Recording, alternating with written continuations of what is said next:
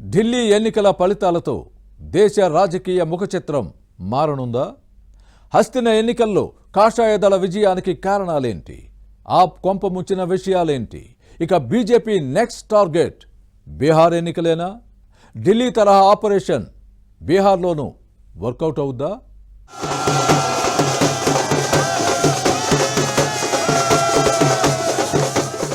27 ఏళ్లుగా తీరని కలగా మిగిలిపోయిన హస్తిన పీఠాన్ని బీజేపీ కైవసం చేసుకుంది. దేశంలో వరుసగా 3 సార్లు అధికారాన్ని చేపట్టినప్పటికీ అందని ద్రాక్షగా మిగిలిపోయిన ఢిల్లీ అధికారాన్ని ఎట్టకేలకు సొంతం చేసుకుంది. దశాబ్దాలుగా దేశ రాజధానిలో జెండా ఎగురవేయలేకపోయిన కాషాయం పార్టీ ఈసారి మాత్రం అనుకున్న లక్ష్యాన్ని చేరుకుంది. కేంద్రంలో 3వ అధికారంలోకి వచ్చినప్పటి నుంచే ఢిల్లీ అసెంబ్లీ ఎన్నికల్లో గెలుపు కోసం పక్కా ప్రణాళికతో ముందుకు సాగిన బీజేపీ ఈసారి ఆప్నకు ఏమాత్రం ఛాన్స్ ఇవ్వకుండా అధికారాన్ని తమ సొంతం చేసుకుంది.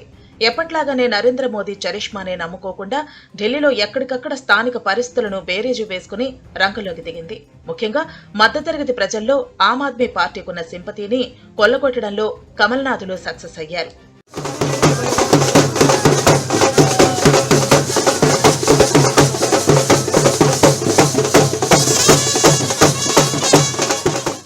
ఇక ఢిల్లీ పోలింగ్ కు ముందు కేంద్రం ప్రవేశపెట్టిన బడ్జెట్ కూడా పార్టీల విజయావకాశాలపై ప్రభావం చూపిందంటున్నారు విశ్లేషకులు. కేంద్ర బడ్జెట్ లో పన్ను మినహాయింపుల అంశం మధ్యతరగతి ఓటర్లు బీజేపీ వైపు మొగ్గేలా చేసినట్టు ఫలితాల సరళిని బట్టి అర్థమవుతోంది. మధ్యతరగతి ఎక్కువగా ఉన్న ఢిల్లీలో బీజేపీకి స్పష్టమైన మెజార్టీ దక్కింది. ఇక కరోనా సమయంలో ఇతర రాష్ట్రాలకు చెందిన చాలా మంది ఢిల్లీ వదిలి తమ స్వస్థలాలకు వెళ్లిపోయారు. ఓటర్ల జాబితా ప్రకారం పార్టీ కార్యకర్తలు వారందరికీ ఫోన్లు చేసి ఓటు వేసేందుకు పిలిపించారు. వీరిలో ప్రధానంగా ఉత్తరప్రదేశ్, బీహార్, జార్ఖండ్, ఉత్తరాఖండ్ నుంచి వచ్చి ఢిల్లీలో ఉంటున్న ప్రజలపై బీజేపీ దృష్టి సారించింది. వారి ఓట్లను చాలా కీలకంగా భావించిన పార్టీ అధిష్టానం ఆయా రాష్ట్రాలకు చెందిన నేతలను ప్రచారకర్తలుగా నియమించింది. ఇది కూడా బీజేపీ గెలుపులో కీలకమనే చెప్పాలి.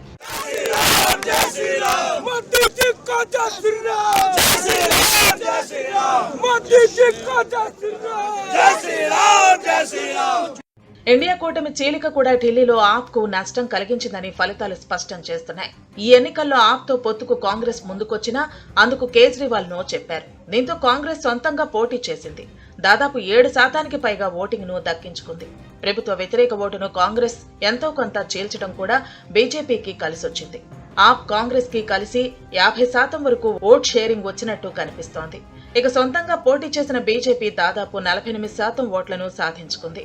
బీజేపీ కంటే ఇండియా కూటమికి ఎక్కువగా ఓట్లు వచ్చినా విడివిడిగా పోటీ చేయడం వల్ల గెలుపు సాధ్యం కాలేదు. ఇక ఆ ప్రభుత్వంపై ఉన్న వ్యతిరేకత కూడా బీజేపీకి బాగానే కలిసొచ్చింది. ఢిల్లీ లిక్కర్ స్కామ్, శీష్ మహల్ వివాదం, అవినీతి, యమునా కాలుష్యం వివాదం ఆప్ కు ఉన్న క్లీన్ ఇమేజ్ ను దెబ్బతీసింది. దీనికి తోడు కేజ్రీవాల్ మానస పుత్రికలైన మొహల్లా హాస్పిటల్స్, ప్రభుత్వ పాఠశాలల్లో నాణ్యమైన విద్యకు ఈసారి ఓటర్లు పట్టం కట్టకపోవడంతో ఆప్ కు ఘోర పరాజయం తప్పలేదు.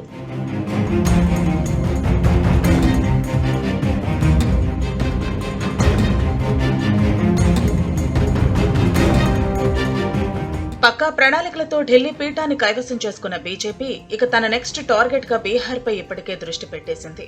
ఈ ఏడాది చివరిలో ఎన్నికలు జరగనున్న బీహార్ పై బడ్జెట్ లో వరాల జల్లు కురిపించింది. ప్రస్తుతం ఆ రాష్ట్రంలో ముఖ్యమంత్రి నితీష్ కుమార్ పార్టీ జేడీయూతో కలిసి బీజేపీ అధికారంలో ఉంది. జేడీయూ కేంద్రంలోని ఎన్డీఏలో కీలక భాగస్వామి కూడా. అయితే బీహార్ కు ప్రత్యేక హోదా సాధ్యం కాదని తేల్చి చెప్పిన కేంద్రం ఎన్నికల ముందు మాత్రం వరాల జల్లు కురిపించింది. బీహార్లో మఖానా బోర్డు ఏర్పాటు చేస్తామని ప్రకటించింది. దీని ద్వారా బీహార్ రైతులకు భారీగా లబ్ధి చేకూరనుంది. కొత్తగా national institute of food processing ఏర్పాటు చేయనున్నట్లు ప్రకటించింది. మేక్ ఇన్ ఇండియా కోసం జాతీయ స్థాయి ప్రణాళిక, ఐఐటి పాట్నాను విస్తరణతో వంటి తాయిలాలు ఉన్నాయి. గ్రీన్ఫీల్డ్ ఎయిర్పోర్టుల నిర్మాణం ఇందులో భాగంగా పాట్నా ఎయిర్పోర్టు విస్తరణ, వెస్టర్న్ కోసి ప్రాజెక్టుకు మంజూరు, బీహార్ మిథిలాంచల్ ప్రాంతంలో కొత్తగా రేవు ఏర్పాటు చేయనున్నట్లు ప్రకటించింది.